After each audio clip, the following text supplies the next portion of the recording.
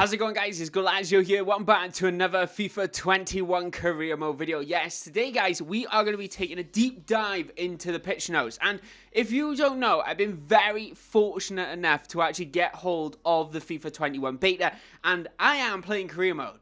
I announced it up on Twitter. If you don't follow me on Twitter, it's at Golazio. The link is in. And before I get deep dived actually into the beta, I wanted to look at these notes and just go, right, this is what we're going to be expecting. But I had a really interesting comment on the most recent FIFA 21 career mode video. And it was this comment, right?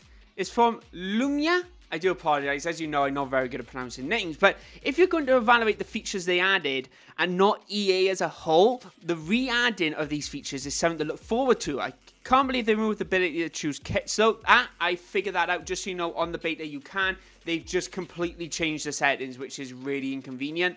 And they've kind of hidden it away. Because I was playing a game on the beta and I was like, oh my gosh, I can't change kits. You can, it's just hidden away. But the first sentence there, if you're going to evaluate the features, try not to evaluate EA as a whole. And that's what I want to try and do with my feedback, my thoughts on the pitch notes for FIFA 21 career mode. Because FIFA 21 career mode is kind of like a make or break for a lot of people, I think. If PES do pick up their game, we can see they're getting licensing. If their actual gameplay improves, we are expecting them to take over FIFA very soon. But let me be honest with you, a quick evaluation of playing the beta, the gameplay is one of my favorites. So, without further ado, let's get on into these pitch notes. If you are yet to see my reaction to the trailer, which kind of cover a lot of the features, make sure you do check that out. And of course, make sure you do hit the like button right now if you're excited for FIFA 21 career mode. Of course, these are all the overview. We got interactive match simulation, instantly jump in and out. We got new ways to experience match gameplay. New match launcher, player development, player position, conversion, new active training, player sharpness, player feedback system, that's going to be interesting, team schedule planning, which I really like at the minute, new transfer options and improvements, additional improvements and broadcast improvements, which I've noticed in the beta. So one of the things I'm kind of a little bit excited for, but not too overwhelmed by it, is the interactive simulation of the match. I love the ability that we can actually watch it like this Football Manager or like Sky Bet-esque scenario right now. We can actually watch it on the screen and go, right, this is what's happening. Okay, we're 1-0 down. Let's just say we're Real Madrid for the argument's sake of this particular video. You can jump in and go, you know, I want to change this game around. I want to see what I can actually do. Can I turn it around with only 30 minutes left to play? It's a really exciting opportunity.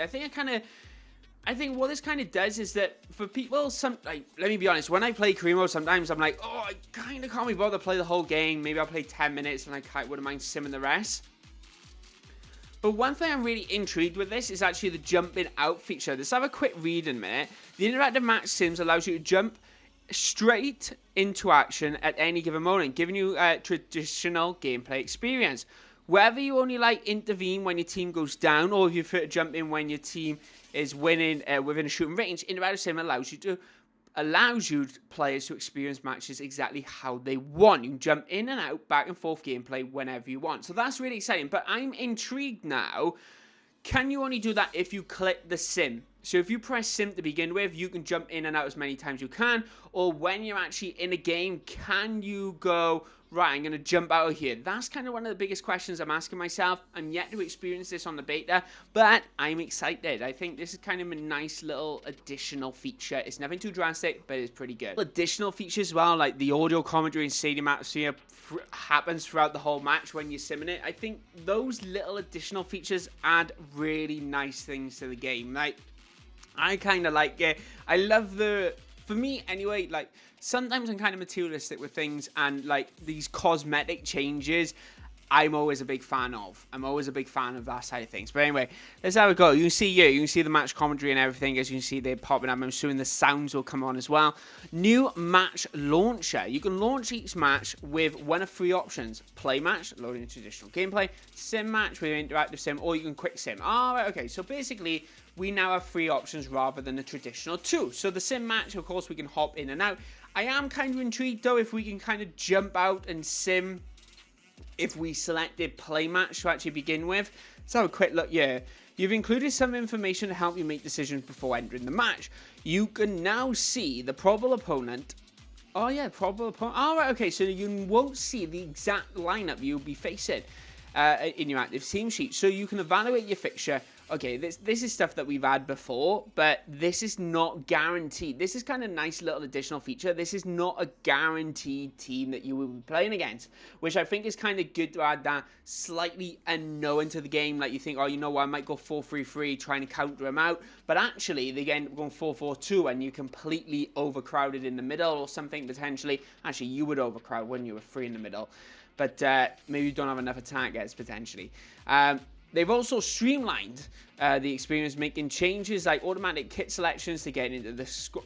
Right, that is good, just so you know. But the problem I had with this when I was playing the beta, like this is what I've just mentioned with the kits. Of course, we had that comment recently, is the fact that the issue you have is that sometimes it doesn't auto do it properly. Like it's something, it basically does home and away. That's the best way to do it. And if it's clear cut different, it will do it. But if it sees grey and white, they will put them together because EA sees it as two different colors. So maybe that's a little bug which will kind of get sorted. But from where I've played the beta, we seem to have that issue. I'm going to do more in-depth stuff on that very soon.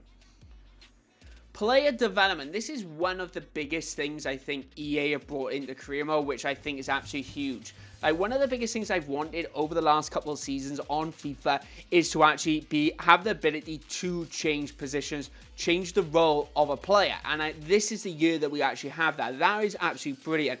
And what I like with it as well, it actually brings that longevity to a career mode. So if you were thinking, right, okay, I'm going to change this player to a right winger, it doesn't happen overnight. If you've seen the trailer video that we did, you can see it. I'm going to put it by ear right now.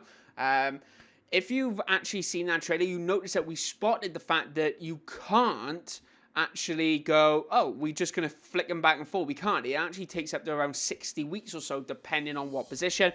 For example, some people might have a second preferred position. They can easily change out within a season.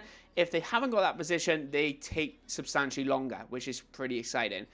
We've got major attributes I mentioned, skill, moves, and weak foot ratings, especially for attackers. Oh, so we can actually grow our weak foot skill moves. Is that right?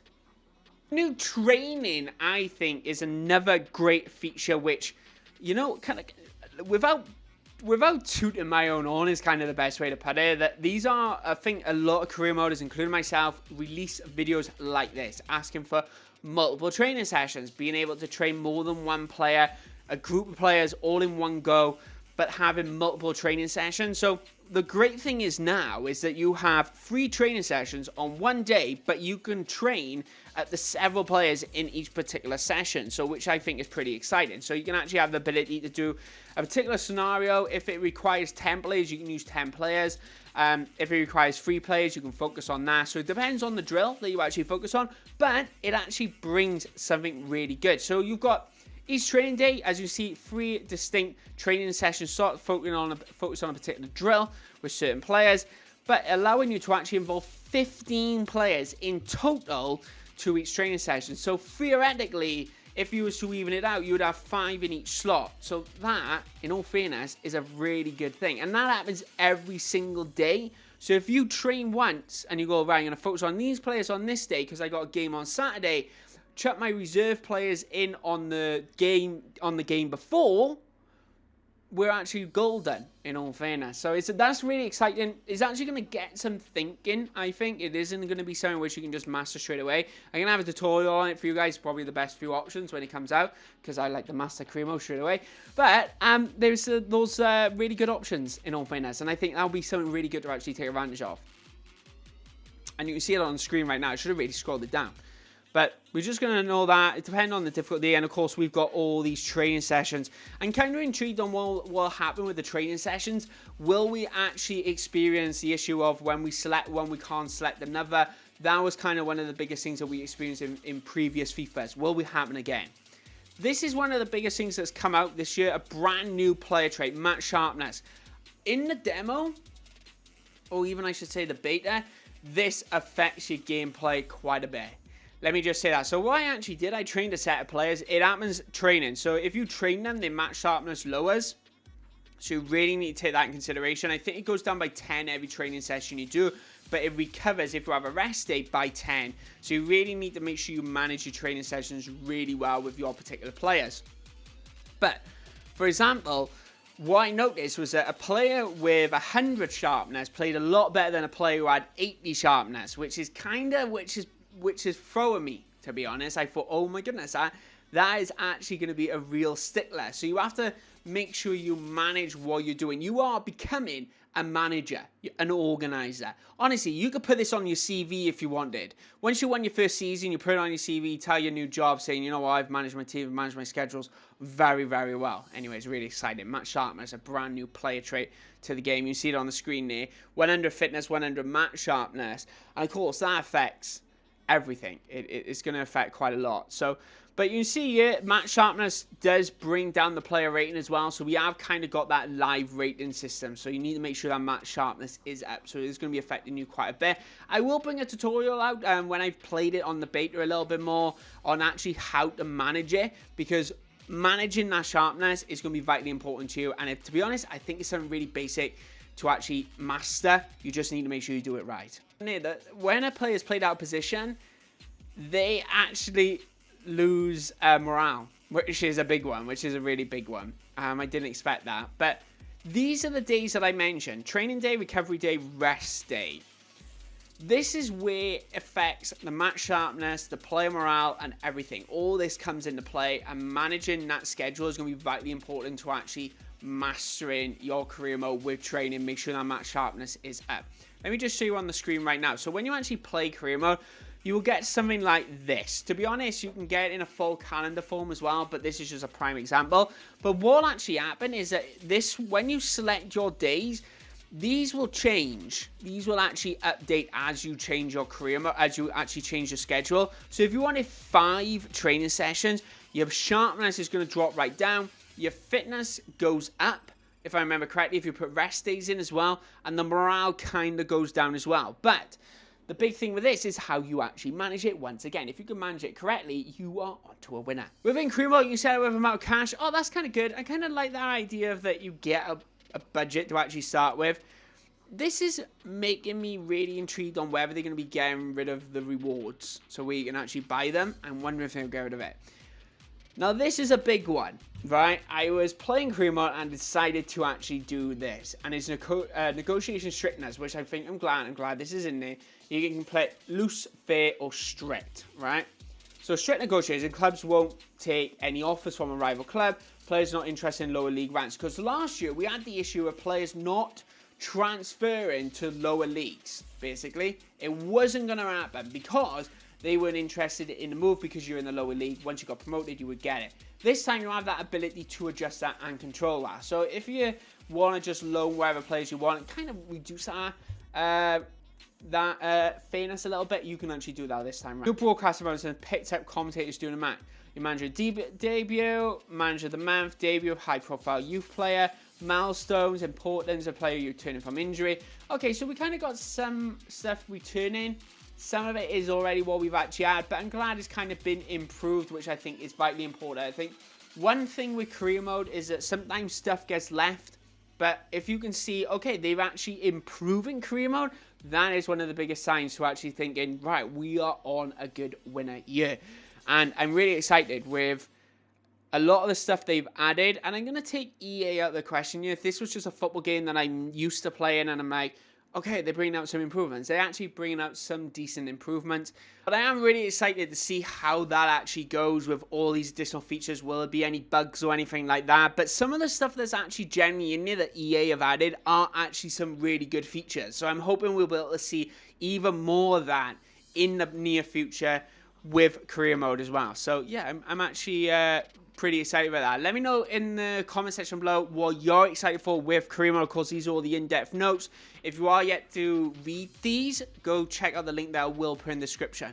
But anyway, guys, my name is Galazio. I want to say thanks for watching. If you did enjoy the video, hit that like button. Of course, if you want to see more from me, more FIFA 21 career mode videos, hit that subscribe button. It means so much, supports the channel absolutely loads. So thank you very so much. But anyway, guys, my name is Galazio. Check me out on Twitter, Instagram, TikTok, all that brill stuff in the description below. And I got a big announcement coming in my next video. So thank you very much for all your support. And anyway, my name is Galazio. I'll see you guys next time. Bye-bye, guys.